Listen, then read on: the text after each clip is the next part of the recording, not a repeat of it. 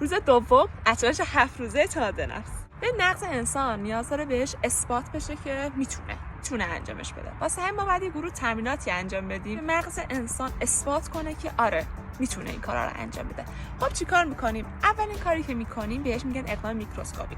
شما میایین با استفاده از شناختی که روز اول چالش از خودتون پیدا کردین، ترساتون رو میذارین جلوتون. یکی از ترساتون رو انتخاب میکنین، یکی از ضعفاتون رو انتخاب میکنین. رو مثال میگم، مثلا از صحبت کردن توی جمع بزرگی میترسین، درسته؟ میایین و اینجوری میکنین که خب من جای اینکه برم توی جمع خیلی بزرگی شروع کنم به صحبت کردن، میشینم جای دو سه نفر شروع میکنم صحبت کردن، یا اینکه یه سوالی توی کلاس پرسیده شد به اون جواب میدم به این صورت و کم کم این بزرگ و بزرگتر میشه.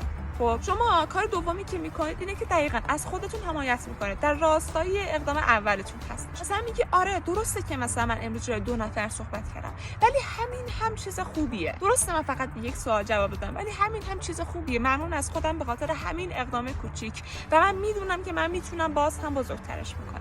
یه اقدام بعدی میای به 2 تا اقدام قبلی قدرت میبخشی و اون چیزی که اتفاق افتاد رو برای خودت توی دفتر مینویسی. آره امروز اگه مثلا به اقدام من نمره میدادی 2 از 20 میشد، درسته؟ این برای خودمون سخته که 2 از 20 پایینه، ولی مغز اینجوری که 0 از 20 خیلی بدتره از 2 از 20. 2 از 20 هم خیلی خوبه اینجوری و کم کم بزرگ میشه. حالا یه سوال، بزرگترین ترسی که تو باید باهاش مقابله کنی چیه؟